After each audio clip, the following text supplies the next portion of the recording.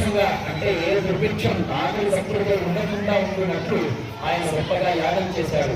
అహోరాత్రుడు అటువంటి యాగం చేయడం శక్యమా? పరమాత్మ అయినటువంటి నారాయణ రామచంద్రుడు చేశాడు. పుత్రకామేష్టి యాగం జనకమహారాజు చేశాడంటే పుత్రకామేష్టి యాగం మనం చేయడం శక్యమా? కాదు. ఇటువంటి శతక్రతు 10 క్రతువులు ఉన్నాయంట. అటువంటివి ఏవైతే చేస్తారో ఫలితం ఏ విధంగా లభిస్తుందయ్యా అంటే ఈ యొక్క కళ్యాణ సమయంలో మహాసంకల్ప మంత్ర పఠనం వింటే ఆ యొక్క స్వామి దేవేరులు ఎవరైతే కళ్యాణం ఏ దేవత అయినా సరే ఏ దేవత యొక్క కళ్యాణమో చూసిన ఆ స్వామిని మనసులో ఆ సమయంలో ప్రార్థన చేసిన ఫలితం కలుగుతుంది. కాబట్టి ఈ వివాహ ఘట్టంలో ఈ చూర్ణిక మరియు సంకల్పము మంగళాష్టకము తర్వాత లోకానికి తల్లిదండ్రి అయినటువంటి ఆ నారాయణుడు తల్లిదండ్రి ఎవరుంటారండి. కానీ మనం మనసా వాచ మన యొక్క భక్తిని మన యొక్క మన సంతోషం కోసం ఆయనకు తల్లిదండ్రి ఉన్నట్టు ఒక భావన చేసుకుని ఆయన యొక్క పలానా వంశస్థుడు పలానా నేత్రోత్సవులు అని చెప్పి మనం చెప్పుకుంటాం. ఆ యొక్క విశేషాలన్నీ కూడా ఈ మహాసంకల్పంలో చెప్తాను. శ్రద్ధాభక్తిగా అందరూ కూడా నారాయణ నామస్మరణ చేస్తే అన్యథా భావించండి. కేవలం గోవింద నామస్మరణ మాత్రం చేస్తే ఒక క్రతువుగా చూడండి. క్రతువు ఉండాలి. ఇంకా మనం చేస్తే పూజ ఉంటాము. ఇంకా గొప్పగా విశేషంగా అందరూ భాగనాలు వేదం భాగనాలను చేస్తే క్రతువు ఉంటారు. కాబట్టి ఆ విశేష క్రతువు చేత మీ యొక్క కుటుంబాల్లో ఎవరికి కూడా ఏ కష్టము ఏ ఇబ్బంది లేకుండా ఆరు సంకల్పమాదరే సకలాయుష్యాభివృద్ధ్యర్థం ఏవం విశేషణ శిక్షాయాం సుఫలితో महाकन्यादानतत्पूजकाले महासंकल्पमन्त्र अचिन्त्या परिशक्ता प्रमाणस्य महाजलोकमध्ये परिभ्रमणमनेककुलो सूर्येन्द्रकोटे ब्रह्माण्डमेकरमे व्यक्ताविगतभङ्गार्व्यापश्चेयो वायुराकाशाध्य प्रणयवृते सूर्येन्द्रब्रह्माण्डमेकरमेक्ताविसंगार्व्यापस्तेजो वायुराध्यावणैवृते अस्मिन् महति ब्रह्माण्डखण्डयोर्मध्यादिर्सिद्धि श्रीवराह कुर्मानन्तष्टदिभुजोपरि प्रतिष्ठस्य अतला वितला सुतला तला तला रसातला महातला पाద ఇతరుల్లో అందరిలోనూ కూడా దైవాన్ని చూడగలిగేటువంటి ఉత్కృష్టమైన స్థితికి మనం చేరాలి అని చెప్పి ప్రార్థన చేసుకోండి. అయోధ్యామని రామ కూడా ఈ యొక్క మానం విశేషంగానే జరుగుతుంది. అది మనం అనుసరించేటువంటి ఏదయ్యా అంటే చాంద్రమానం. స్వామివారు ఉన్నటువంటి యొక్క యుగంలో అవతారం ఏదయ్యా అంటే మత్స్య కూర్మ వరాహ నరసింహ రామ పరశురామ కల్కి అన్ని అవతారంలో ఇప్పుడున్నటువంటి అవతారం బౌద్ధావతారం అంటాం. అందుకే సంకల్పం చెప్పినప్పుడు బౌద్ధావతారే అంటాం. ఏ దేవతైనా బౌద్ధుని యొక్క అవతారంలో ఉంటాడు స్వామి. బౌద్ధ స్పర్శ ఇందు చేత కూడా సర్వకర్మ పాపాలని చేస్తూడంట ఈ జీవుడు. ఎందుకంటే ఈ యుగం ఏమండి కలియుగం కాబట్టి సకల పాపాలు మన చేత చేయిస్తాడు. అది చేయకుండా ఎట్లా ఉండొచ్చునంటే చిత్తప్రజ్ఞతతో అది ఎలాగంటే నిరంతరం దైవ చింతనతో ఉండే వాళ్ళకి అది అంటదంట. నిరంతరము సద్బుద్ధి సత్కీర్తి ఉండేటువంటి వాళ్ళకి ఎవరికి అది అంటదంట. కాబట్టి నిరంతరము చిన్మయ రూపుడైన ఆ ఈశ్వరుణ్ణి భగవంతుణ్ణి మనసా వాచ కర్మణ భక్తిగా కొరచాలి. ఎట్లాగంటే భక్తిగా. పత్రం పుష్పం బలంధోయం అంటారు. అంటే వేదంలో చెప్పారు, ఉపనిషత్తుల్లో చెప్తారు, భగవద్గీతలో కూడా చెప్పారు. మనము పత్రము అంటే ఒక ఆకైనా, పుష్పం అంటే ఏదైనా ఒక చిన్న పువ్వైనా, తోయం అంటే నీళ్ళైనా సరే భక్తితో మీరు ఇస్తే అవి పరమాత్మనికి చేరుతాయి. అష్టైశ్వర్యాల కోసం రాశిగా తొలతొగిస్తాను నీకు అంటే భగవంతుడు నాకు అదేమీ అవసరం లేదు ఉంటుంది. ఒక తులసి దళం తీసి ఆ త్రాసులో పెడితే మహాత్ముడు తిరిగిపోయినాడంట ఆ విష్ణు పరమాత్ముడు. విష్ణుడు అంటే భక్తుడు ఎంత వశ్యుడో ఆలోచన చేయండి. విష్ణువు ప్రతి క్షణం పరీక్షాకారుడు. నీవు ఎంత భక్తిగా భగవంతుని ఆరాధన చేస్తున్నావనేది ఆయనకు ముఖ్యం. లేదండి యొక్క విశేషము. నీవు గురువుల్ని పెద్దల్ని గౌరవిస్తూ నీ ధర్మంలో నీవు నడుస్తూ ఆ పరమాత్ముడిని నువ్వు ఆరాధన చేసినట్లయితే నీ పూర్వీకులు ఎవరైనా పెద్దలు కర్మగతిభి వాళ్ళు ఏదైనా కర్మలు చేస్తుంటే కూడా నీకు వంట ఈ యొక్క విశేషమైన పూజలో విశేషం చూడండి. ఈ సంకల్పంలో కర్మగతిభి అవన్నీ వెళ్ళిపోయి బ్రహ్మలోక నివాస సిద్ధ్యంతం సప్తఋషి మండల. సప్తఋషులు అంటే మనకు జ్ఞానాన్ని, విద్యను, ఉపనిషత్తులను, వేదాన్ని అన్నిటినీ ప్రసాదింపజేసేందుకు సప్తఋషులు ఉంటారంట. ఆ ఋషులు ఎంతకాలమైతే నిలిచి ఉంటారో అంత పర్యంతము కూడా కృత ఆశీర్వ సహస్రావనే ఏకైక వాలుగా अपकर्षण शाश्वत संमित काले चप्पंडी मम ब्रह्मलोक निवास सिद्ध्यर्थम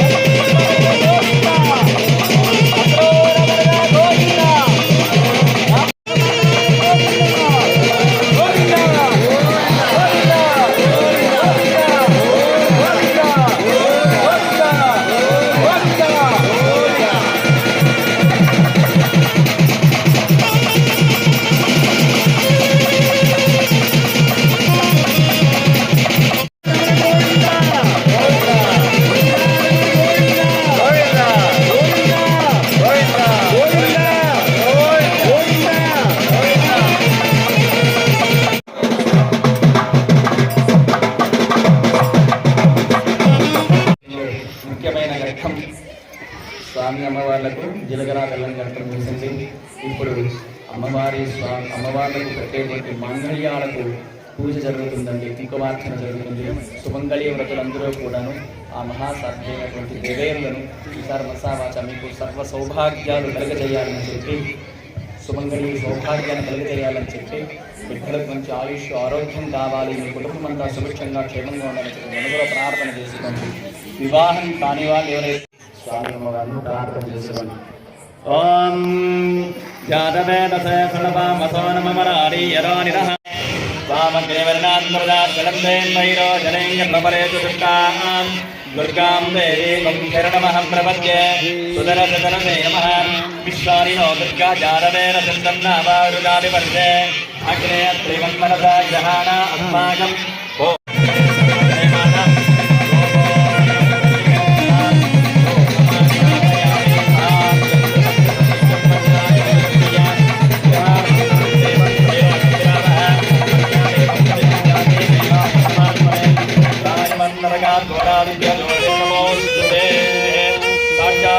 ప్రత్యక్షరే అందరి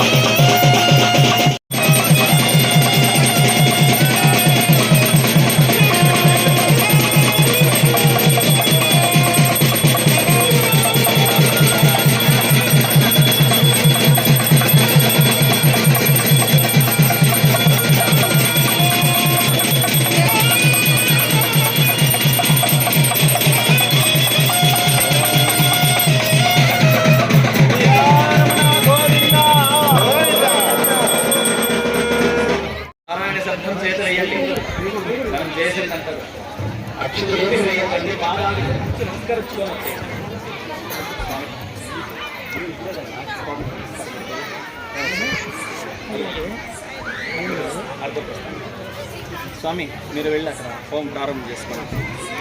భుజగశయనం పద్మనాభం సురేశం విశ్వాకారం గగనశత్రుజం మేఘవర్ణం శుభాంగం లక్ష్మీకాంతం కమలనయనం యోగిరుద్యానగమ్యం వందే విష్ణుం భవభయహరం సర్వలోకైకనాథం అన్యదా శరణం నాస్తి తదేవ శరణం మమ తస్మాత్ కారుణ్యభావేన రక్ష రక్షో పరమేశ్వరాః రక్ష రక్షో నారాయణాః రక్ష రక్షో వాసుదేవ నమోస్తుతే. ఓం నమో వెంకటేశాయ. ఇవాళ వైకుంఠ ఏకాదశి, ముక్కోటి ఏకాదశి నానా పేర్లతో చెబుతారండి. ఈ యొక్క ఏకాదశి వైశిష్ట్యం ఏమయ్యా అంటే, ఏకాదశి నాడు ఎవరైతే దొక్కను పెట్టుకుని ఏ ఆహారము భుజించక నిరంతరం ఆ రోజంతా కూడా స్వామి విష్ణువు యొక్క నామాన్ని జపిస్తారో వారికి ఉత్కృష్టమైనటువంటి మోక్షం కలుగుతుంది. ఆ మోక్షం ఏమయ్యా అంటే, జీవికి దేహం ఇంకొకటి లేకుండా పరమగతించిన తర్వాత సాక్షాత్ విష్ణు సాన్నిధ్యాన్ని చేరడమే ఉత్కృష్టమైన మోక్షం. అటువంటి మోక్షాన్ని ఆ నారాయణుడు అనుగ్రహిస్తాడు. ఒకనాడు అంపశయ్య పైన పడుకుని ఉన్నటువంటి భీష్ముణ్ణి కృష్ణ పరమాత్మ వచ్చి అడిగినప్పుడు అక్కడ వాళ్ళ మధ్య కొంత సంభాషణ జరుగుతుంది. అదేవిధంగా నీవు యుధిష్ఠిరుడు అంటే ధర్మరాజుకు కొన్ని ధర్మసూక్ష్మాలను బోధించాలి అంటాడు. అప్పుడు ఆ యుధిష్ఠిరుడు అంటే ఎవరైతే ఈ అంపశయ్య పడుకొని ఉంటాడో ఆ భీష్మ పితామహుడు అక్కడికి వచ్చినటువంటి ధర్మరాజుకు కొన్ని ధర్మసూక్ష్మాలు చెబుతూ ఈ విషయాన్ని కూడా చెబుతాడు. ఏమయ్యా అది అంటే, శరీరము మనస్సు అంతా కూడా స్వామి అర్పణ చేసి శరీరం లేవలేనటువంటి స్థితిలో ఉండేటప్పుడు నారాయణ అనేటువంటి శబ్దమాత్రం చేతే సమస్త పాపాలను తొలగిపోతాయి అంటాడంట. ఆ ఒక నారాయణనామం జపిస్తే చాలంట మనం శరీరం ఏ స్థితిలో ఉండొచ్చు, స్నానం చేయవచ్చు, సంధ్య చేయవచ్చు, ఏమైనా చెయ్యకపోవచ్చు, పడుకొని మీరు ఏ స్థితిలోనన్నా ఉండొచ్చు, అక్కడ ఆ స్థితిలోనే వండుకుంటూ భగవంతుణ్ణి మనసా వాచా కర్మణ నీవే మాకు శరణము అని చెప్పి స్వామిని ఎవరైతే ప్రార్థన చేస్తారో వారికి స్వామి అనుగ్రహం ఉంటుందంట. ఇది నారాయణుడు నేరుగా భీష్ముడితో చెప్పినటువంటివి.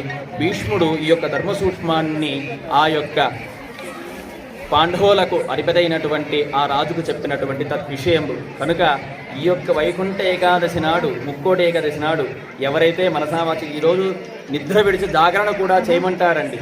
అంటే పూర్తిగా దైవనామస్మరణతోనే అన్యదా భావన చేసుకోకుండా మన సాంప్రదాయం చాలా భ్రష్టుపడుతూ ఉంది. దయ ఉంచి అందరూ కూడా ఆ పాశ్చాత్య తత్వాన్ని కొంచెం పక్కలో పెట్టి మన హైందవ తత్వాన్ని, పూర్వీకులు ప్రసాదించినటువంటి తెలుగు తత్వాన్ని అలవాటు చేసుకుంటే మంచిది. అర్థమవుతుందా అండి? నా బాధ ఏమీ లేదు. స్వామిని మనసా వాచా కర్మణ ఆరాధన చేసి తత్పూజా ఫలాన్ని అందరూ కొనాలి. సర్వే జనా సుఖినో భవంతు, సమస్త సన్మంగళాని భవంతు. సకలం నారాయణార్పణమస్తు. ఇందిరారమణ గోవిందో.